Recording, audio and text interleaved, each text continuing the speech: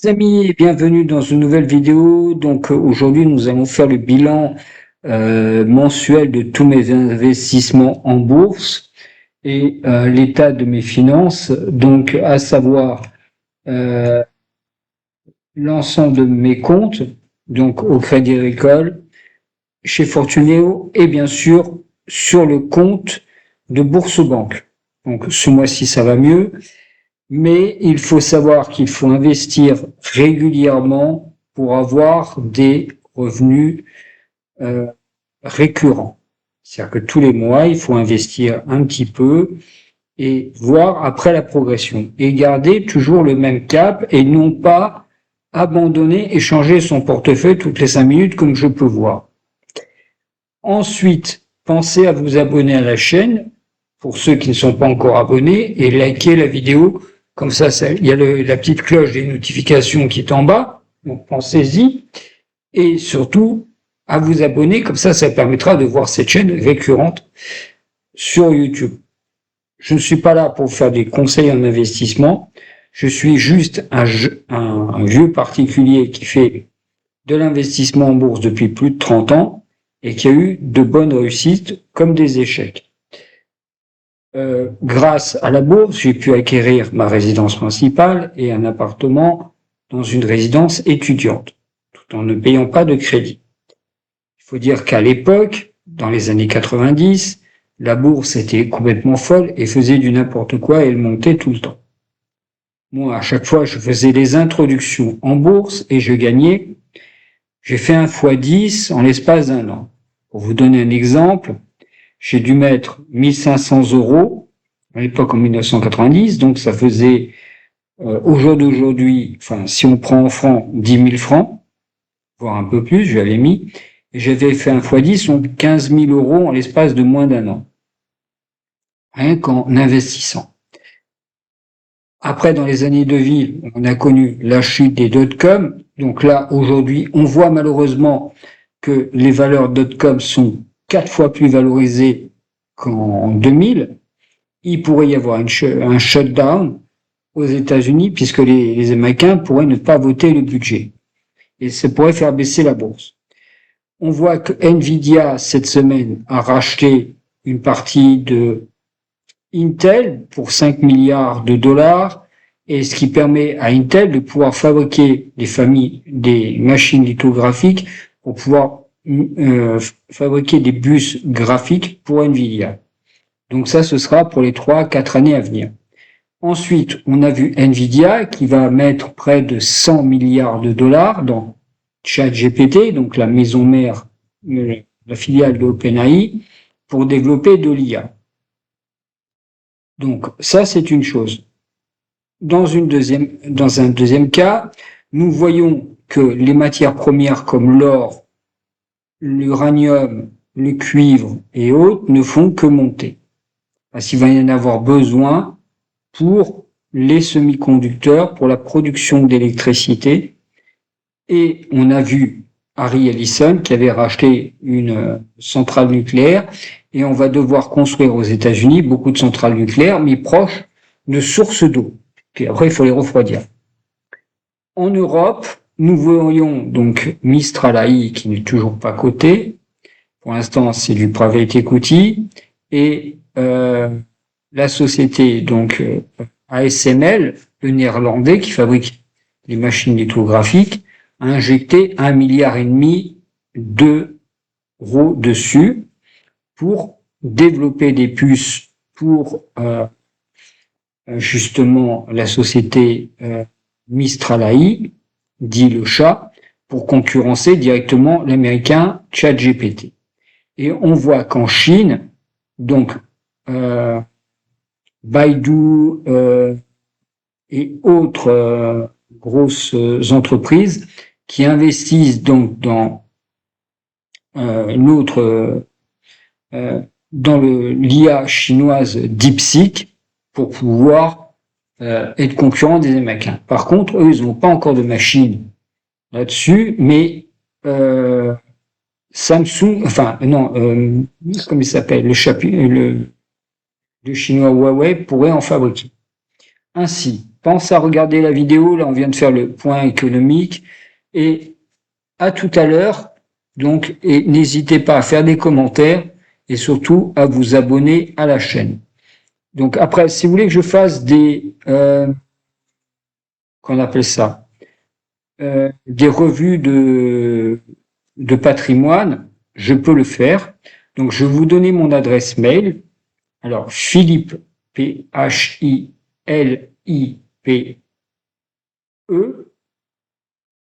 Dupont, Dupont, 559 @gmail.com. Donc n'hésitez pas à envoyer des mails à cette adresse pour que je puisse vous aider à étudier votre cas et essayer de vous aider dans vos finances. Ensuite, regardez la vidéo et après, on verra ce que ça. Je vais te présenter mon patrimoine complet, donc il est valorisé donc au 28 septembre à 722 374 €. Il est composé donc de l'immobilier. Alors, en patrimoine immobilier, il y a pour 616 965 €. Ensuite, il y a des actions et fonds pour près de 61 822 €. Donc, on va faire le tour. Sur le PEA, donc, on voit que celui-ci, sur un mois, il a augmenté. Il est composé, donc, le PEA de Total Énergie, Air Liquide, Crédit Agricole, comme tu vois, Coface, AXA, Vicat, Engie, Saint-Gobain, De Richebourg, Bureau Veritas, CBO Territoria, Publicis Group. Ensuite, Piscine des Joyaux, Stifesa, Jacquet Métal, Rexel, Thales, Aperam, Stellantis. Ensuite,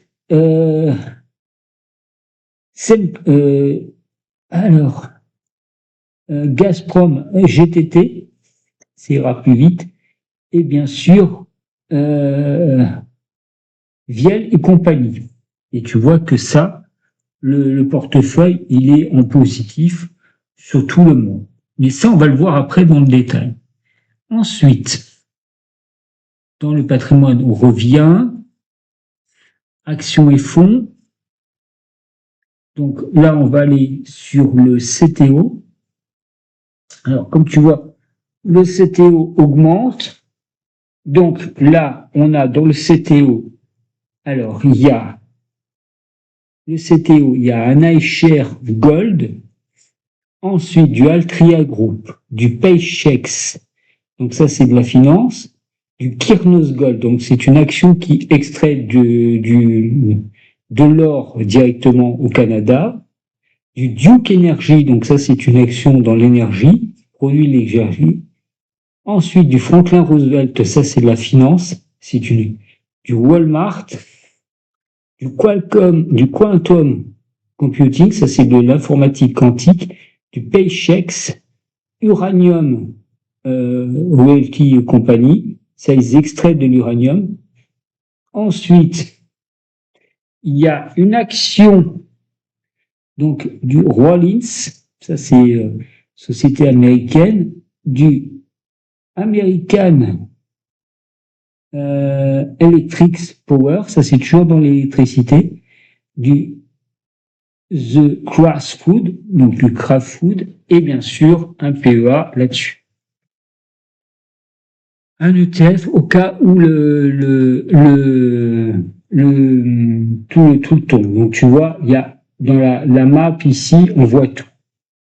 Ensuite, donc on va continuer dans le patrimoine, actions et fonds.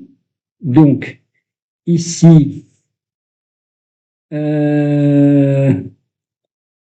donc chez Fortuneo, Donc, on a du Main Street Capital, action dividende mensuelle, du Realty Income, du Stag Industry, toujours avec son individuel, du Stellus Capital, du Shell, du D-Wall, ça c'est encore une informatique quantique, du Sabine Royalty Trust, ça c'est du transport de pétrole, Iru, ça c'est une valeur brésilienne cotée aux États-Unis, c'est une bancaire, et une Amundi ETF. Donc ça, je perds de l'argent là-dessus. Toujours, malheureusement, sur les ETF World, tu perds de l'argent. Ça, il faut le savoir. Hein. Ensuite, dans les actions et fonds. Alors, actions et fonds. Alors, hop. Toujours revenir, ouais, c'est ça qui est un peu embêtant. Actions et fonds.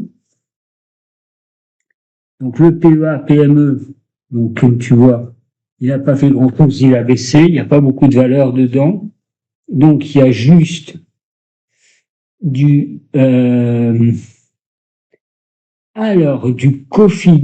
COFAS, du ABC Arbitrage, donc après du Katana Group, du 2CRZI, donc ça c'est dans l'informatique française, et du Equance. Donc on voit que tout ça c'est vraiment perdant, et vraiment dans le rouge, mais ça c'est pas grave, il faudra que je m'occupe un peu plus. Ensuite, dans ce fameux patrimoine, qui est vraiment actions et fonds. Donc là, on va aller ici. Donc le compte titre, ici le compte titre au Crédit Agricole, puisque j'en ai un. Donc là, j'ai du Total Energy, du Aegon, du Crédit Agricole, du COFAS, du Semco Technologies, du ABC Arbitrage et du Shell. Bien sûr, du CBO Territorial et un Amundi, voilà. Donc ça, tu vois le patrimoine ici qui est fait. Donc, on voit quand même que après il y a des livrets, un peu plus de 30 566. Donc ça, c'est le patrimoine. Fonds euros, bah, il y en a un peu plus de 3000 et quelques. Donc ça, on va voir les fonds euros. Ah, donc c'est pas énorme. Et puis voilà. Donc on va passer maintenant sur la map du total. Donc en liquidité, aujourd'hui, il y a 105 370 euros. On voit que le PEA, le CTO, il y a 6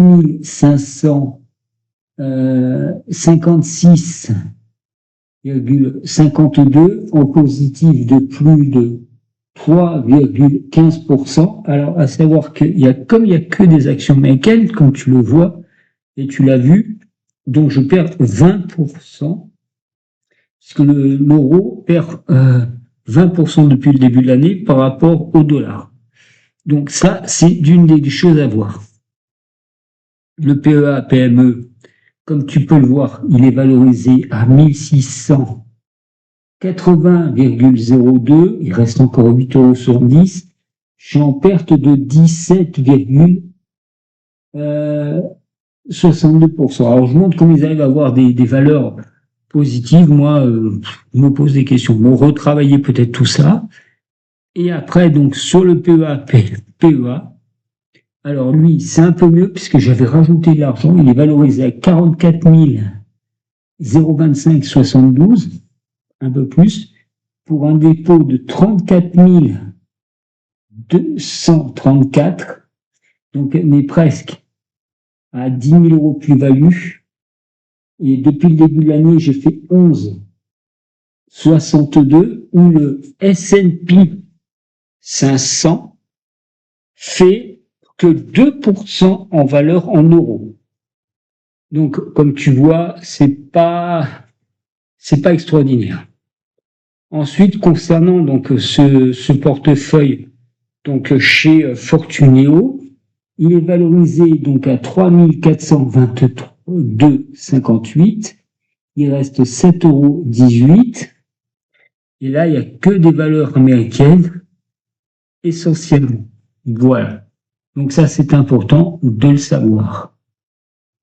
Ensuite, nous allons voir, donc le Crédit Agricole, je ne l'ai pas là.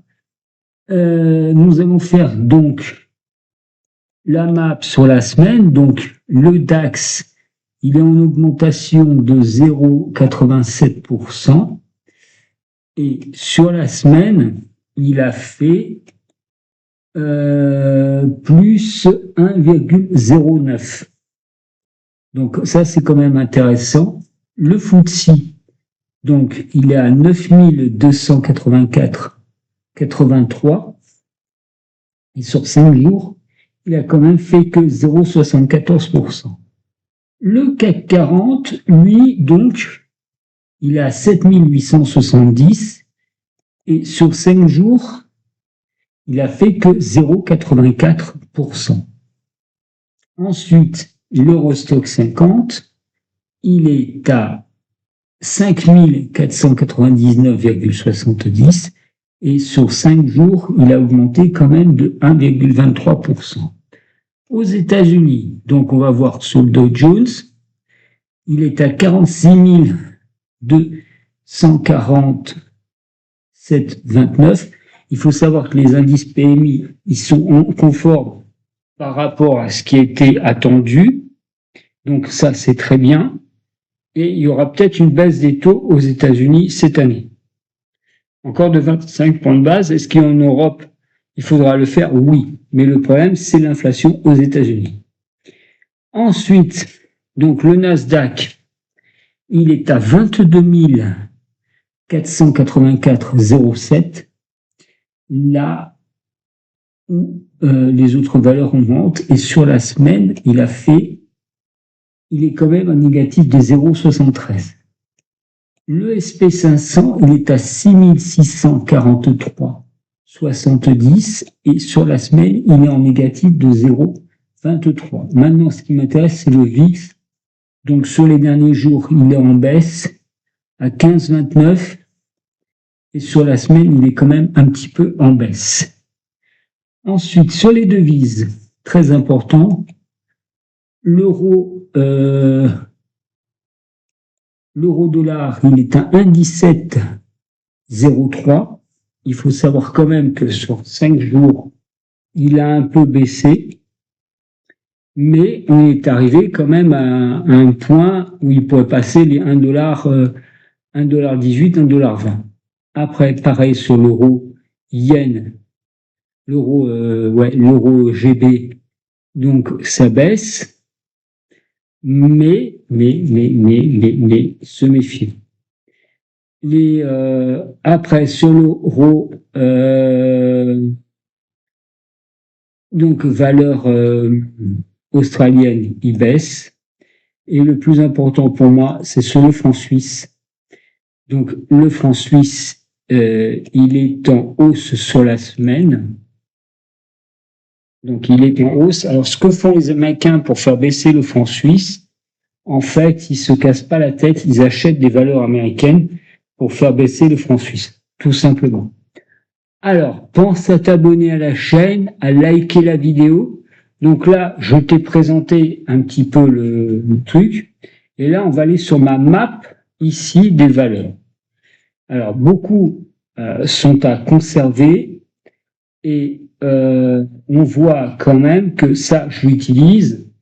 Beaucoup sont à conserver ou à vendre, mais moi, je reste à conserver sur l'ensemble de mes valeurs. Bon, ça, c'est un outil d'aide pour moi. Je continue toujours à avoir mes valeurs. Donc, le dividende ce mois-ci, donc sur l'ensemble des actions que j'ai pu avoir, comme tu peux voir, j'ai touché 10,69 € et depuis le début de l'année, j'en suis à 1871,07. L'objectif, c'est de dépasser les 2000 € de dividendes cette année. Au mois de septembre, il y aura Total et d'autres. Donc ça, normalement, ça devrait m'aider. Ensuite, sur la progression, en fait, je tiens mon livre. Donc, au jour d'aujourd'hui, Depuis le début du mois, je suis en progression de plus 1705,76. Sachant que l'euro, le Total Énergie étant ma première ligne, je risque d'avoir une ligne qui va fortement augmenter. Donc maintenant, nous allons faire mon budget. Donc ce mois-ci, donc j'ai eu peu. Donc ce mois-ci, là, sur le mois qui est en cours, 2211,79, il me restait 34,19 € sur le compte. Donc je pars sur un budget de 2245,98. Il y a 50 € qui est mis dans le contrat d'assurance vie. Donc ça, c'est important. LDDS, toujours 50 €. 160 €, donc ça, c'est ce que je mets sur Boursorama Banque. Je retire 20 €, donc ça permet de faire fonctionner la carte pour pas la payer. Après, j'ai mis 143,45 € sur le compte Fortunéo, sachant que j'en ai une partie sur un compte sur livret et le reste pour acheter des actions. Moins 60 €, donc ça c'est le CTO Crédit Agricole. Donc là, j'avais acheté une action Total Énergie, parce qu'il faut en acheter 25 dans l'année pour éviter de payer les plus-values. 20,31 €, ça c'est pour le contrat d'épargne retraite. Huménaire, 50 €, ça c'est l'assurance retraite. Là je mets dessus, normalement ce mois-ci je devrais épargner 533,76. En dépenses, il y a 585, ça c'est le crédit immobilier à la Banque Postale. 94, ça c'est l'EDF. 50 €, ça c'est le retrait que j'ai fait. 19,47 €, ça c'est l'Internet. Comme tu vois, il n'y a plus de crédit. Après, 91, ça c'est la mutuelle. Donc ça c'est très très cher la mutuelle. On devrait passer une mutuelle entreprise autour des 50 €, ça serait bien. Le portable, 3,99 €. 1,25 €, ça c'est les frais de tenue de compte. 87, ça c'est la taxe foncière. Et 83, c'est les taxes foncières. Et après, il reste encore les charges de copropriété, 326,65 €. Donc à la fin, il devrait me rester à la fin du mois 370,86 €. Mais comme j'ai les loyers qui devraient tomber, ça devrait largement suffire. Ainsi, je t'ai montré l'ensemble de mon patrimoine. Donc, pense à t'abonner à la chaîne et liker la vidéo. Et je te dis à bientôt dans une nouvelle vidéo. En espérant que tes finances se portent bien.